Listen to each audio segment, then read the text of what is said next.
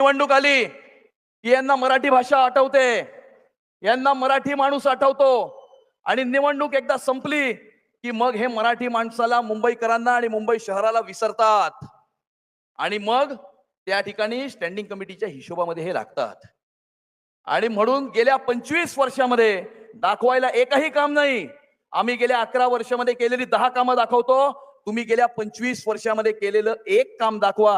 हे आमचं उद्धव ठाकरेंना चॅलेंज आहे. चॅलेंज. एक काम दाखवा. आपण फक्त भ्रष्टाचार, भ्रष्टाचार आणि भ्रष्टाचार.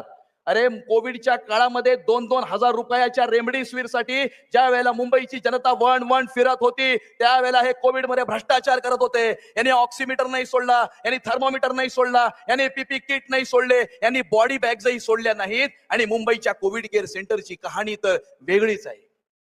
आणि आता आपलं संपलेलं राजकारण पुन्हा एकदा जिवंत करण्याकरता, मतांच्या लांगुल चालना करता यांनी स्वतःवरती हिरवी चादर ही ओढवून घेतलेली आहे. हिरवी चादर ओढवून घेतलेली आहे. आपण बघितलं की कोणाच्या प्रचार फेरीमध्ये पाकिस्तानचे झेंडे फडकले होते. बॉम्बस्फोटाच्या आरोपीने कुठल्या उमेदवाराचा प्रचार केला होता. आणि परवाच आपण बघितलं की पाकिस्तान जिंदाबादचा घोषणा देणारा रशीद मामूला पक्षामध्ये कुणी प्रवेश दिला होता, किंवा त्या वर्सोयामध्ये मॉलेस्टेशन आणि फोर्जरीचे आरोप असलेल्या मुलतानीला कोणी आपल्या पक्षामध्ये प्रवेश दिला होता. कालच या ठिकाणी न्यूयॉर्कचा मेयर आहे झोराम ममदानी. या ममदानीने त्या उमर खालिदला या ठिकाणी त्याची चिंता व्यक्त केली.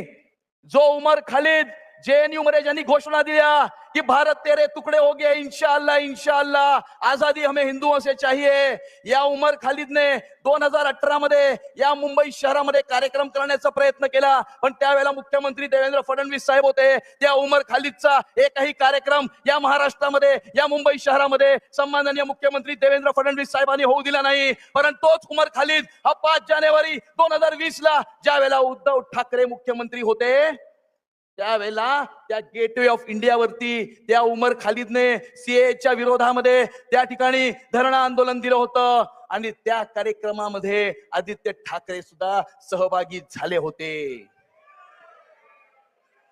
आणि अशा या उमर खालिदला जर झोराम ममदानी त्याची जर चिंता व्यक्त करणार असेल, हे आंतरराष्ट्रीय दर्जाचं एक कटकारस्थान आहे.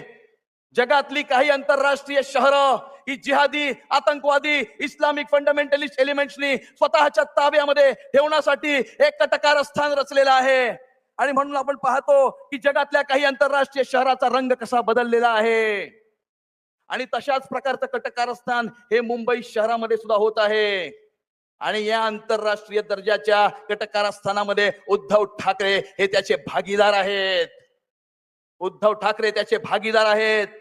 उमर खालिद बरोबर स्टेज ज्यांनी शेअर केला होता, उमर खालिद बरोबर जे कार्यक्रमामध्ये त्या ठिकाणी सहभागी झाले होते, या उमर खालिदचा कळवळा यांना आलेला आहे.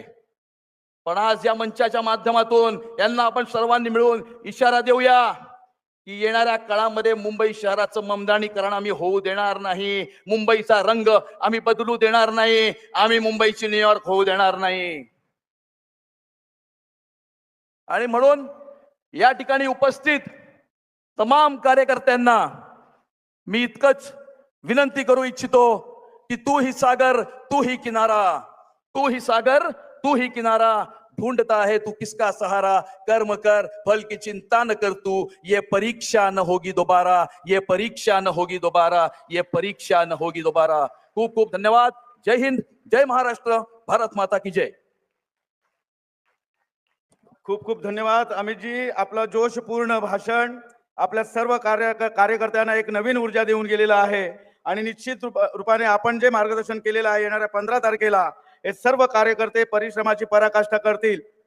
कार्यकर्ते बंधू आणि भगिनींनो, आपल्या मंचावरती असे नेतृत्व आहे, ते 2 तास फक्त झोपतात किंवा विश्रांती घेतात,